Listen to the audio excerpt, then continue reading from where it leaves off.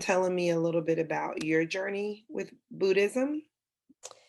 Yeah, I honestly can't remember like how I like when I decided to start looking into it. I know that it was when I was in graduate school, and I don't know if a person mentioned it or if I honestly don't remember. I just started reading a book or listening to a lecture, and then one became two, etc. And so I found when I was in graduate school, I found the Kadapa Center, which is really close to NC State where I was going to school.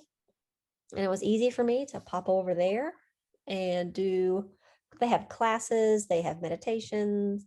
Um, it feels a little bit like a church or a temple. You know, you walk in, there's like a greeting area, and then there's like, what you would call a chapel.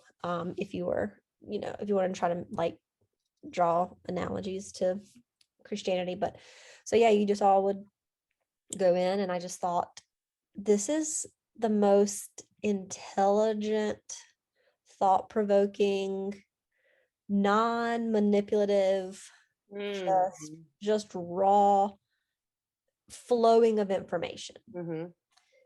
And I felt appreciated, and I felt like they wanted nothing out of me. That's what I liked about Buddhism, is when you go into that space, they don't I don't have there is no worship in Buddhism, right? We don't believe Buddha is a god. His name was Siddhartha Gautama, and he was a man just like us. He just happened to be a really smart man. And he happened to just live a life of constant questioning and journeys. And he was born into immense privilege, went through a lot of suffering on purpose, and discovered what he calls the middle way. And so basically, it's just, I think it's like the religion for nerds.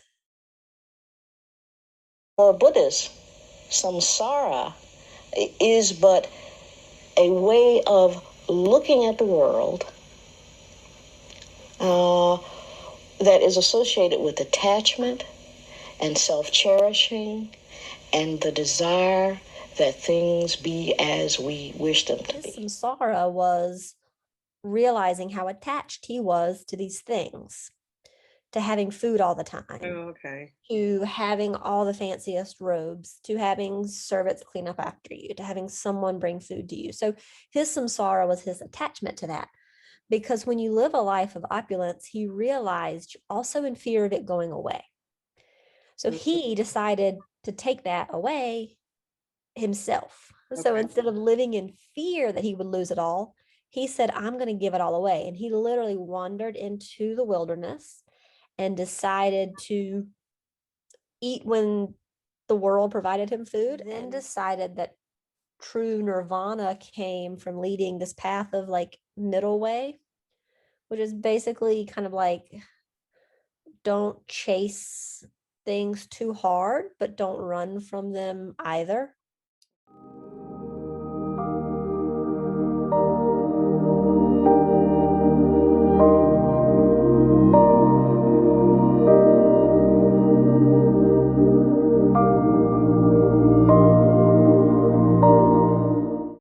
What? Siddhartha Gautama. Okay, so is he the only Buddha, or are there many Buddhas around us?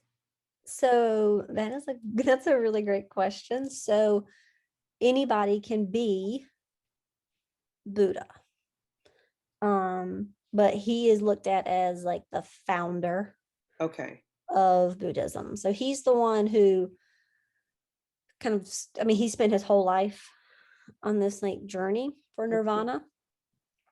But we also say that you can be your own Buddha. And a Buddha would be anyone who like sees the truth, I So guess. literally, I could have watched this video or attended a service and decided that I want to follow in the teachings of Buddhism, and then I'm a Buddha. Yeah, Buddhas to have had to have like reached and maintained like this ideal state of wisdom and intelligence and knowledge.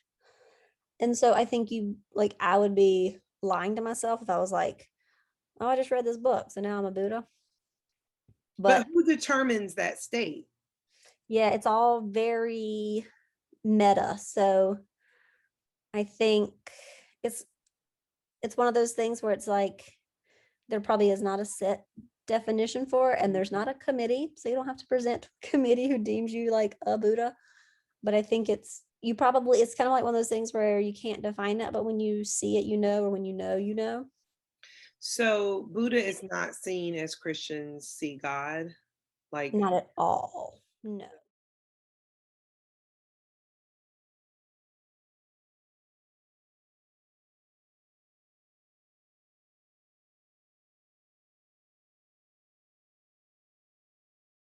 He's a knower, he is enlightened, he has reached nirvana, but like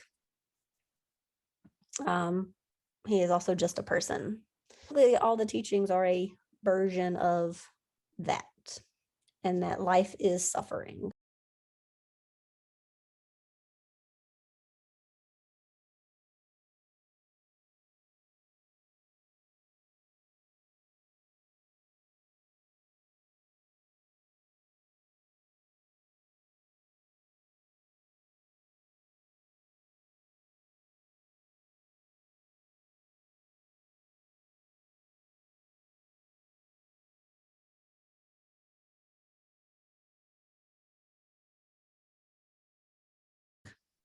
so one major thing I gathered from the video, again, comparing to Christianity, um, is that in Christianity, like you pray and you wait for favor, or you pray and you wait for deliverance or forgiveness.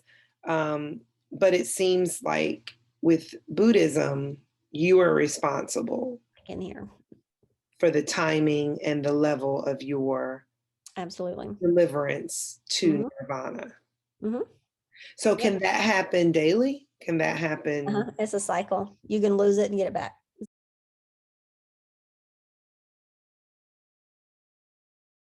An end goal. So, I mean, I guess you would say it would be to acknowledge that suffering is inevitable and to be okay with that.